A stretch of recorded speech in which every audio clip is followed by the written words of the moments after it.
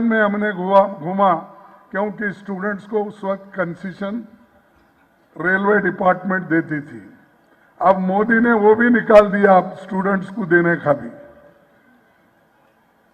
ये हिमाचल प्रदेश एक विशेष प्रदेश है और यहां पर 1951 में जो हिमाचल वासियों को ही देश में सबसे पहले वोट डालने का सौभाग्य मिला था। 51 में वोट डालने का अगर किसी की किस्मत में आया, वो हिमाचल के लोगों के किस्मत में आया। पंडित जवाहरलाल नेहरू जी की पहली चुनावी सभा 1951 में हिमाचल में हुई थी। तब उन्होंने कहा था, मैं वो कोट करता हूं ताकि आपको मालूम होने दो, कांग्रेस पार्टी सिर्फ इलेक्शन में नहीं आती, देश को बनाने में और हिमाचल जैसे पहाड़ी इलाके में कैसा पंडित जवाहरलाल नेहरू जी आए, अपनी तकरीर की और लोगों को समझाया उस वक्त। अब तो बहुत से सहूलत है, लोग आते हैं जाते हैं, वोट पूछते हैं। तो जवाहरलाल नेहरू जी ने कहा था, हिमाचल वासी ऐसे प्रत्याशियों को वोट दे जो सामाजिक न्याय को बढ़ाए। ये जवाहरलाल नेहरू जी के शब्द है। हिमाचल वासी ऐसे प्रत्याशियों को वोट दे जो सामाजिक न्याय को बढ़ाए। मनुष्य के व्यक्तित्व को गौरव और स्वतंत्रता को आगे ले जाए, आजादी को आगे ले जाए, धर्म और शिक्षा की स्वतंत्रता को आगे ले जाए। ये हमारे महान नेता जो पंडित जवाहरलाल नेहरू जी उस वक्त 51 में आकर ये बात कही थी। कईयों साल हो गए। ये जो है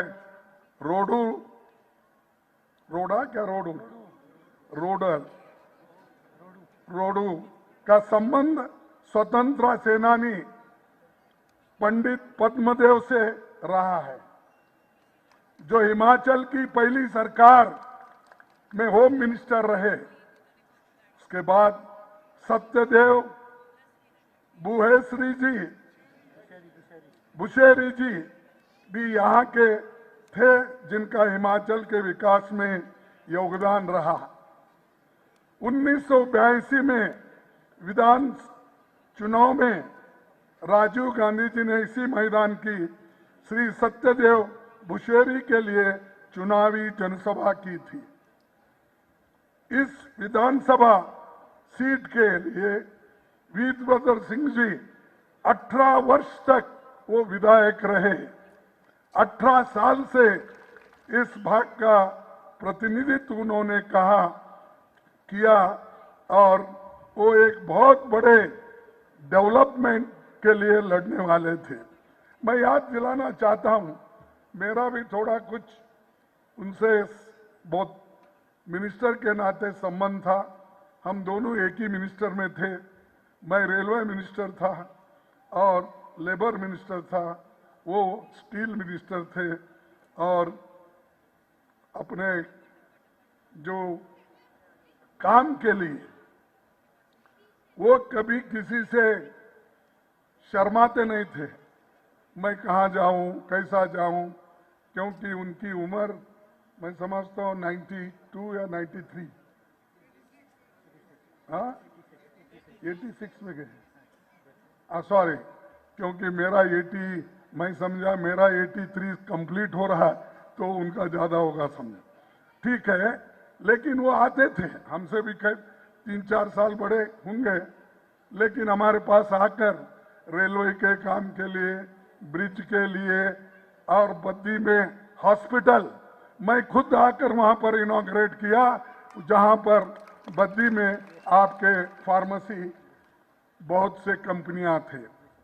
उसके बाद उन्होंने फिर मुझसे पूछा एक मेडिकल कॉलेज ईएसआई का दे सकते क्या, तो मैंने एक मेडिकल कॉलेज हिमाचल प्रदेश को दिया और वही बहुत दिन के बाद वो शुरू हुआ, अब कंप्लीट हो गया होगा।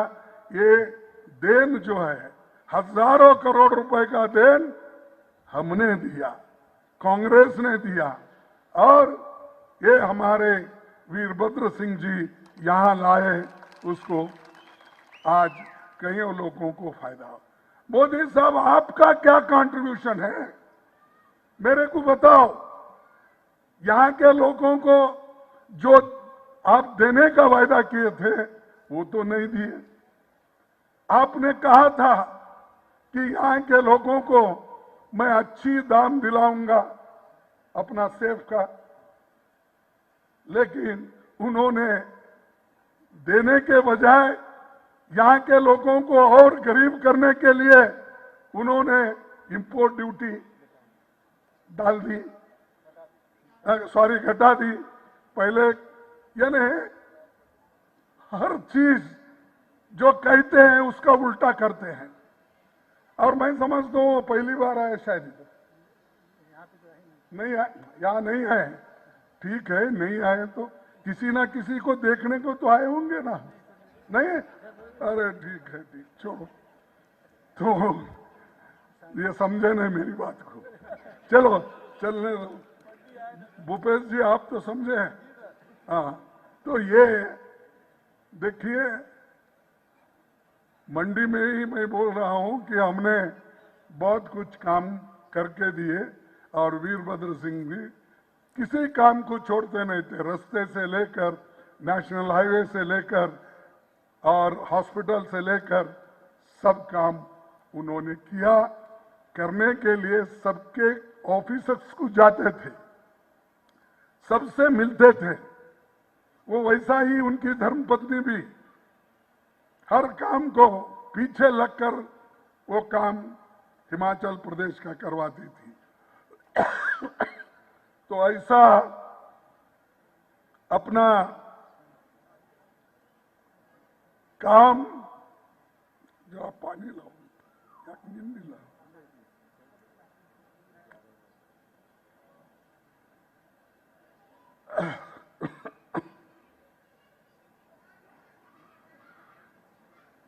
ऐसा काम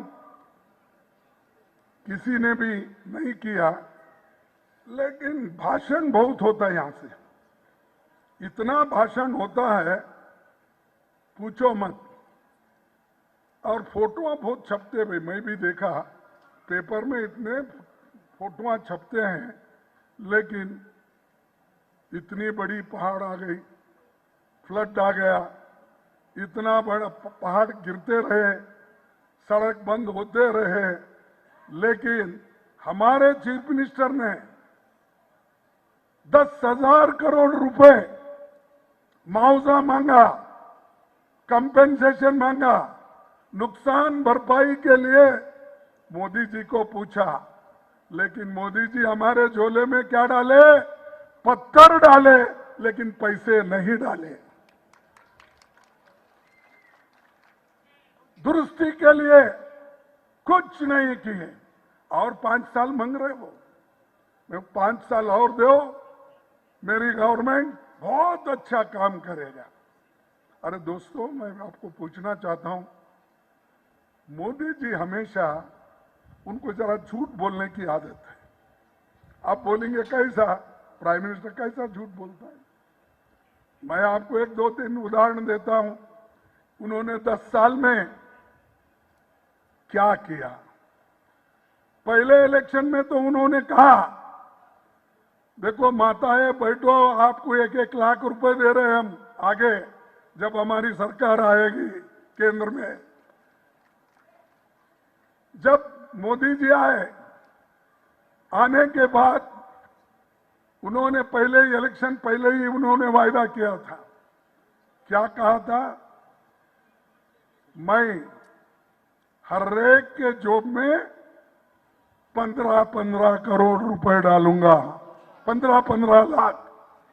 उन्होंने कहा स्विस बैंक में काला धन रखा है और ये कांग्रेस वालों का है, बड़े अमीर लोगों का है, तो इसीलिए मैं वहां से काला धन लाऊंगा, हर एक के जेब में 15-15 लाख डालूंगा। क्या आपको 15 लाख मिला? जो मोदी जी ने कहा था वो मिला आपको? नहीं मिला। नहीं मिला तो ये झूठ है ना, ये झूठी बात बोले ना। उन्होंने और भी कहा नौजवान साथियों को मैं एम्प्लॉयमेंट दूंगा, हर साल 2-2 करोड़ नौकरियां दूंगा। 2 करोड़ नौकरियां आपको मिले, 20 करोड़ नौकरियां मिले। कैसा नहीं भाई, प्राइम मिनिस्टर झूठ बोल सकते हैं? प्राइम मिनिस्टर कभी झूठ नहीं बोलता, क्योंकि वो तो हरिश्चंद्र का बेटा है। तो ये मैं क्यों बोल रहा हूं? फिर उसके बाद में उन्होंने बोले कि मैं किसानों की आमदनी 2 गुना कर दूंगा। भाई और बहनों, आपके आमदनी को डबल बनाऊंगा। आमदनी आपकी डबल हो गई, किसानों की नहीं हुआ। ये भी झूठ। ये क्या है भाई, सब झूठी बोल रहे हैं आप क्यों हमारे देश के प्रधानमंत्री को? और उन्होंने कहा मैं बुलेट ट्रेन लाने वाला हूं, बुलेट, अहमदाबाद से बंबई तक। कितने में? पहले 1 लाख, अब 3 लाख हो गए। अभी तक वही 3 लाख करोड़ अभी तक नहीं आया। झूठ पे झूठ। और उससे क्या फायदा? किसी गरीब को तो फायदा नहीं है। इतनी महंगी है वो बुलेट ट्रेन में बैठने के लिए, और उससे कोई गरीब का फायदा होता नहीं है। फिर भी बोले वो भी कंप्लीट नहीं।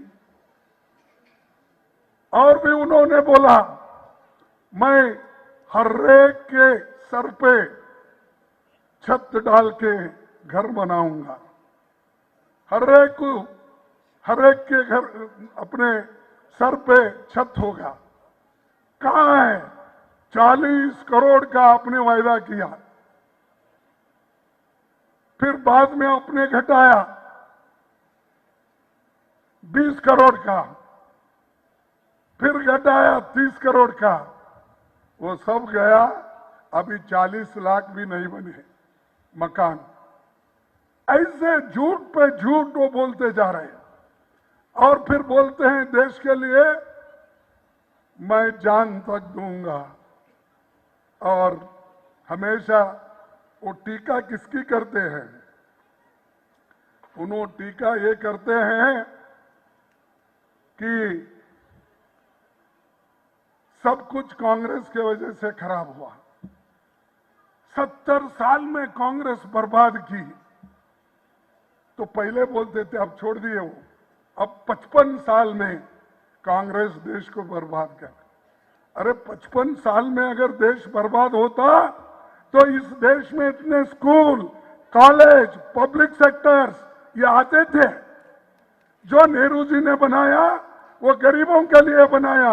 और नेहरू जी के वक्त जो डेवलपमेंट हुआ, उसके बाद आप 10 साल में क्या किए उसका हिसाब दो। 6 साल में हमारे बीजेपी की सरकार थी, 99 से लेकर 2004 तक। ये आपका 15 साल का हिसाब दो, 16 साल का। हम 55 साल का हिसाब आपको गिन के बताएंगे। वो नहीं चाहते देश एक। और देश में हमेशा लोगों को एक होने के लिए छोड़ते नहीं। लोग एक रहना, हर समाज के लोग एक रहना ये नहीं चाहते। हर समाज में झगड़ा लगाना। अरे भाई, देश इतना बड़ा है, 140 करोड़ जनता है, इसको एक रखना आजादी के बाद बहुत मुश्किल था। उस वक्त भी आबादी कम से कम 33 करोड़ थी। और उस वक्त उतना रहने के बावजूद जवाहरलाल नेहरू जी और सारे हमारे जो इस देश के प्रमुख लोग थे, उन्होंने बहुत कुछ काम करके इस देश को इकट्ठा रखा। लेकिन मोदी जी अभी भी कांग्रेस को गालियां देते हैं, भगवान का नाम कम लेते हैं, लेकिन कांग्रेस का नाम, राहुल गांधी का नाम सबसे ज्यादा लेते हैं। मैं समझता हूं सोते वक्त भी उनको याद आता होगा, सपने में भी याद आता होगा, नहीं तो इतना बार बार नहीं बोलता। इतना एक आदमी बार बार इतने बार नाम लेना, इसका मतलब क्या है? इसका मतलब यही है, कांग्रेस को डरते हैं, राहुल जी को डरते हैं, सोनिया जी को डरते हैं, हमारे पार्टी को डरते हैं, इसीलिए हमारी टीका कर